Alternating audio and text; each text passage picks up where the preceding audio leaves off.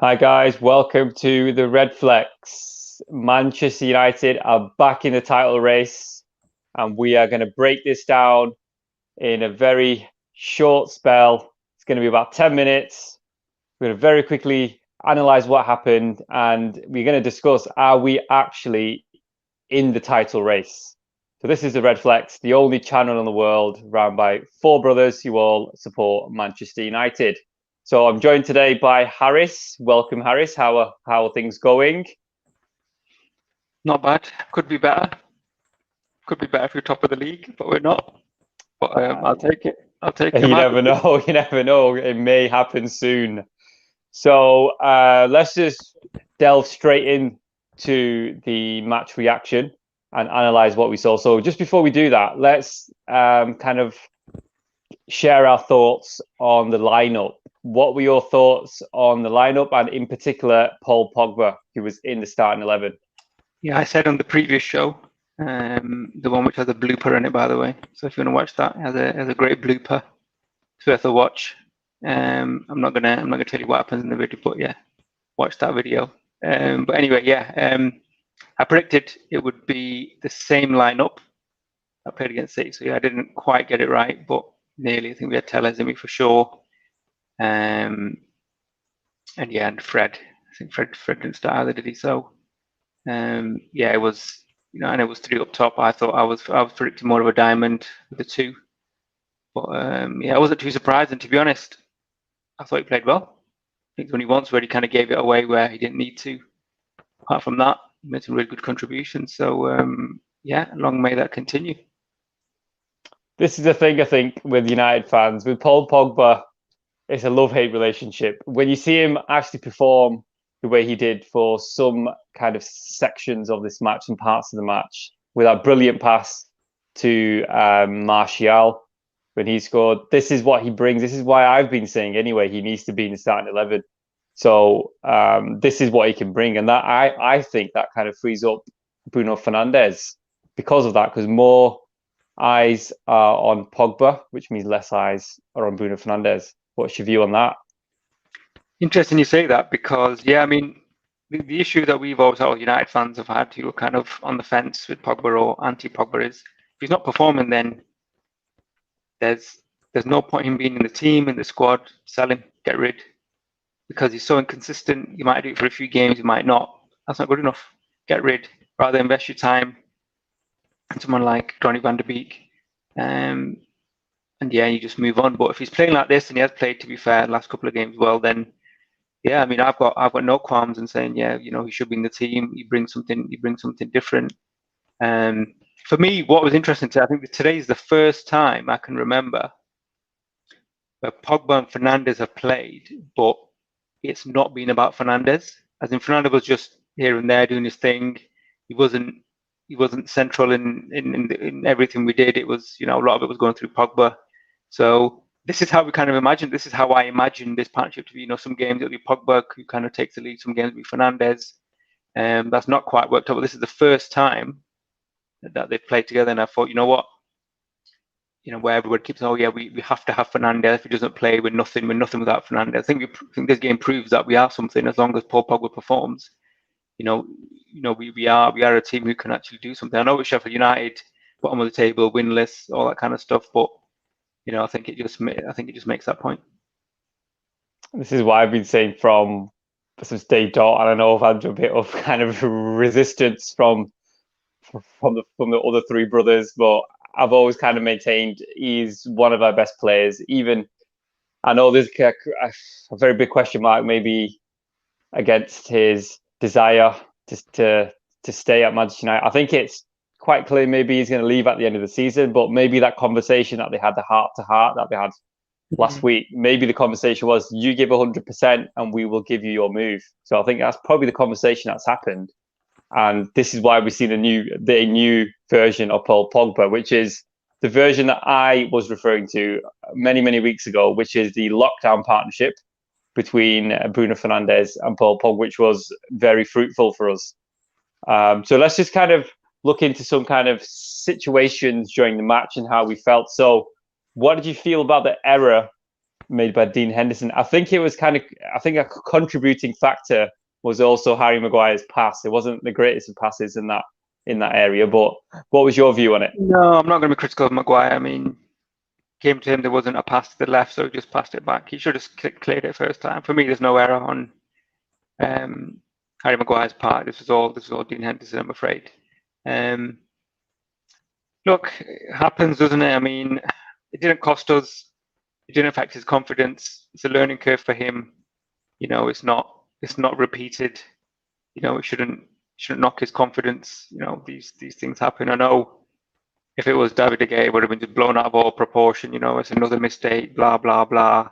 All this kind of stuff would have been in the papers. But I think it'd be interesting to see what we see in the papers because, yeah, as you said, David De Gea would have got absolutely slaughtered in the press. Let's see what they say about Dean Henderson. Yeah, I think that might be something to do with the fact that he's been making errors consistently, whereas Henderson, obviously, in a United shirt, as far as I'm concerned, this is his first mistake that he's made. So, you know, it's fine. You know, we move on, and yeah, hopefully it won't affect him because I'm assuming, in fact, he's played today. I've got a feeling he's going to play against Everton on Wednesday. So, let's see. That's him. Yeah, I think between them two, there's not that much difference really. So either or, I think. Made a great save, by the way, when it was 3-2. At the end, yeah, that was a great save. So yeah, obviously at that point, you would have been thinking, oh no, something we want to win those games, is it? But obviously we know I think we've actually broken a record as well in terms of our away performances, where we've won 6 away games in a row from being behind in every single game. So I think that's a new record. Yeah, yes, it's a new record. I think I just reeled off a stat there, which maybe you were going to go into. Correct. Yeah, there was another stat I was going to reel off, which was go on as we're talking stats. Yeah, the Premier League record for the most consecutive away victories is 11. So is game it 11 now? Have you matched it, or is no, it equaled 10. It? So right. To equal it, it'll be Leicester away. Right, tough game. To equal the record. Yeah, so at that point, well, I was certainly thinking, oh no, not against Sheffield United, because I know they haven't won a game. At some point, they were going to win a game. We thought, no, not against United. That game can't be against United, because they actually started off pretty well. What do you think?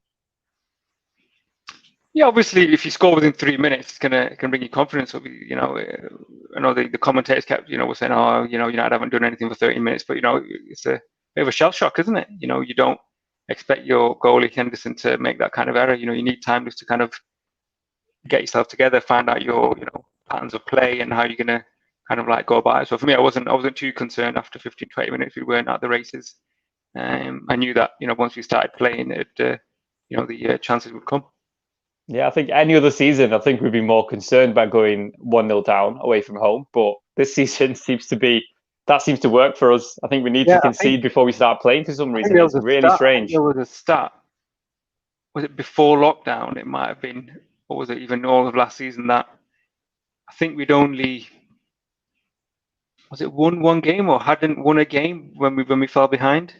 When we were losing at halftime? There was something like that. When we were down at halftime, we hadn't won a game under Ole Gunnar Solskjaer. So it's a massive turnaround, absolutely massive mentally. Because even if you remember from last year, when we went behind, you think, oh God, we probably struggled to get a draw, and we probably ended up getting a draw or losing the game. But this year, when you go behind, you're just like, right, okay, fine. They'll probably score anyway. So the mindset's completely different now. They've got that confidence, they've got that belief that even if they go behind, they can come back and win the game, because they've done it time and time again. Yeah, absolutely. I think it's just a concern if we get off to a slow start against a good team. Yeah, against the top team. For example, Leipzig, RB Leipzig, then at that point, it's not always going to work. But yeah, against these sort of teams, I think we can always try to get. We can always, maybe, even if we do get off to a slow start, we can always up our game, go up the gears, and then get into our stride to get the win, just like we did today. So at halftime, what were your thoughts? What were you thinking? Did you think we were going to? Do you think we were going to start off well in the second half, or do you think we were just going to see how it went? No, I thought we had a great chance after 20 minutes. Obviously, we got the goal. Great goal, by the way, from Rashford. World class control and finish. I think he was on Great it today. finish, when he's on it, he's Great hard to finish. control. You know, he did Yeah. some amazing runs in the first half. It's just odd with him. You know, sometimes it seems as though he's on it, he's in the game, but sometimes he just kind of drifts in the game, and it's really frustrating because you know how much talent he's got. So once we got that first one, I was 100% confident we were gonna go on to win the game, and I actually predicted that we would win 3-1. By the way, so yeah, I was right about that.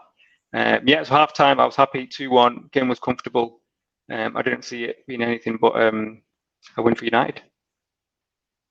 Yeah, I mean, I think as you mentioned, we got to that slow start. Half time, as you say, yeah, I think all United fans would have been quite confident because we were actually at times just before we actually scored the goal, we were very close to getting over their defence with a through ball, and I think it was 2 or 3 times where we just missed out on actually getting that final touch to have the shot on goal. But yeah, good performance first half. Second half, even better. Some good goals again. Towards the end of the game, we had a bit of a scare. Lindelof headed it back onto McGoldrick's head. So I'm not sure if that was an error, just an unfortunate incident. Yeah. What was your view on what's your view on the second half? I thought we controlled it. Maybe we could have. Between a bunch of 3-1, you know, you would expect the game to be dead. But, you know, so you can't really, you know, he made some changes. So, yeah, I think Ole didn't really expect anything from Sheffield United either. And, yeah, you can't really criticise the players too much for not going for it at 3-1 because at that point you just want to control the game and see it through. It was a bit of an error, so you could say both the goals were a bit of an error. It's just a shame it comes from a set piece, which is another set piece we've kind of like conceded from. So that's quite a few now in the last few games. So that might be a bit of a concern. But yeah, I mean, those last 5 minutes didn't need to be as nervous as they ended up being. But you know, he did get a chance to take a few plays off, which was good. You know, we've got the win. You know, we just kind of rolled on away from home, don't we? Yeah, another great win. In regards to the changes that were made, Van der Beek came on for Fernandes. As soon as Fernandes went off, then Sheffield United started to get back in the game, which was worrying because we don't have that leader on the pitch. And then also, I do recall Donny van der Beek should have got that through ball through to Rashford. He was clean through. He didn't see it. I think when he came on, he didn't really play that well, Van der Beek. Maybe he's rusty. He couldn't get into the game. He came on quite late. I need to remember, you know, he's used to playing every game. Coming on off the bench is not always easy. You know, when you only got 10, 15 minutes and you know that in your head, you know, you want to, sometimes you over try, sometimes you just not quite at the pace of the game. So yeah, it was all right. It's fine. You know, I'm sure he'll, you know, we've got 6 games in 16 days. So She'll get a couple of starts, yeah. 100% sure he'll be starting in at least like 2 or 3 of those games for sure. So just kind of overall, how would you assess the performance? How would you assess how Solskjaer did? And what can we take from this game for our next game at Leeds? I think it was always going to be difficult. It was always going to be a no-win situation, isn't it? You know, you're playing the bottom team, winless. They've only scored 5 goals all season, so funnily, you know, they've got 2 against us, so they've nearly halved their league total in one game. So yeah, it's not ideal. Conceding, obviously, you want to try and shore it up at the back, some clean sheets in there, which you would have liked today. Didn't happen. Leeds is a difficult game. You just don't know with Leeds, do you? I mean, some teams play them and, you know, play them really well and Leeds don't have a sniff, but the games that they do get into, you know, Leeds tend to do really well. It's a derby game. I'm not going to say it's going to be an easy game. You know, I think that when we do the preview show, we'll kind of assess what we think of it, but I think we're in good shape. You know, we're in good shape. Players are in form. You know, it was a really crucial Martial score today. I think it was at 638 minutes without a Premier League goal, so then another start reeled off. But yeah, it's good for his confidence. A great start. Yeah. So yeah, that's good for his confidence. So yeah, it's looking good. Hopefully, Cavani will be back as well for the weekend. So yeah. If he's not banned, he has been charged. Remember? I think so by the FA. So let's see. I think he has up until the 4th of January. So I'm assuming his hearing is in January. So I think he's all right for the Christmas period. That's good then. So we actually need him for these running games in short space of time. So I mean, I think one of the concerns I have, which you also may share as well, is our defence. We always seem to concede goals, especially away from home. Even though we do get the wins, even at home, I mean, at home, it doesn't seem to be the same type of football being played. But again, we all seem to be conceding. Is that a concern going into the hectic Christmas fixture schedule? If you don't start winning, it becomes an issue, doesn't it? If you keep on winning, it's not an issue. So, if someone said to me, you're going to win all your 6 games 3-2, I'll take that all day. Take it all day. So, yeah, it only becomes an issue if you don't win. So, let's see what happens over the next couple of games. Yeah, so that's a lot. Winnable games. Yeah. So we're not facing anyone, I think, in the top 6 other than Leicester. I think we've got Villa in that spell of games. Got Leeds, Villa, Wolves. Yeah. So all winnable. I mean, Wolves are playing very well at the moment, but I guess the games against Wolves tend to be really boring. Most of the games, yeah. So let's see how that goes. Unless we do something drastically different, yeah. Because I remember last season, I think we had a few draws, a 1-0 win, a 1-0 defeat. So let's see how that goes. Yeah. So I mean, in regards to performance today, I'm quite pleased. I'm happy that more United fans are getting on board again with Paul Pogba. Because I know the majority were completely against him, saying he has to go, blah blah blah. I've always maintained he should be in the starting 11. He is easily one of our best players, and with him being in the team, less pressure on Bruno Fernandes. He can kind of drift around the pitch. He doesn't need to be in that area, and then there's 2 players that they need to hook mark, which frees up then more spaces for the other players in the team. So that's my view on it. That's why he needs to be in the team. I mean, Fred and McTominay and Matic, I don't want to see 2 holding players unless it's against a big team, only then. But let's see how that goes anyway. So that wraps up everything for today, unless there's something else you would like to mention, Harris. Oh, just follow up on that. I mean, I think it's, again, I think it's good that we've proven we can play with 1 holding player. Although Matic, I think he's not as mobile, so for me, it wouldn't be my choice. If you're only playing 1, it'd have to be Fred or McTominay. He's just not mobile enough. I think he proved that today. If he plays, I think against Sheffield United, I think he was expecting a kind of physical battle, and maybe he's saving McTominay for Leeds. Yeah, so probably that could be what he's doing. A fiery game, but yeah, I think we'll be back for that game. It'll be very, very interesting build up to that. It's the first Battle of the Roses for many a year, so I'm really looking forward to it, actually. 16 years, I believe. I think it's been 16 years, something like that. Anyway, yeah. So it'll be an amazing game because I remember those games. Mark Viduka, Harry Kewell. There were some intense games. When Leeds were in their top form, when they were in the Champions League. So there were some great games.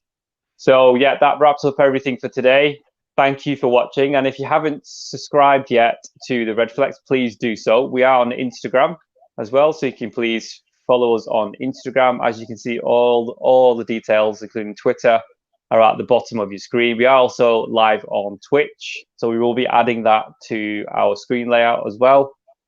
So hopefully, if you haven't subscribed, we would love for you to do that. That will then just give us further encouragement and further confidence to give you guys some more content. And that's what we really enjoy doing. We actually love making these videos for our viewers. So once again, thank you. And we will see you soon for the Leeds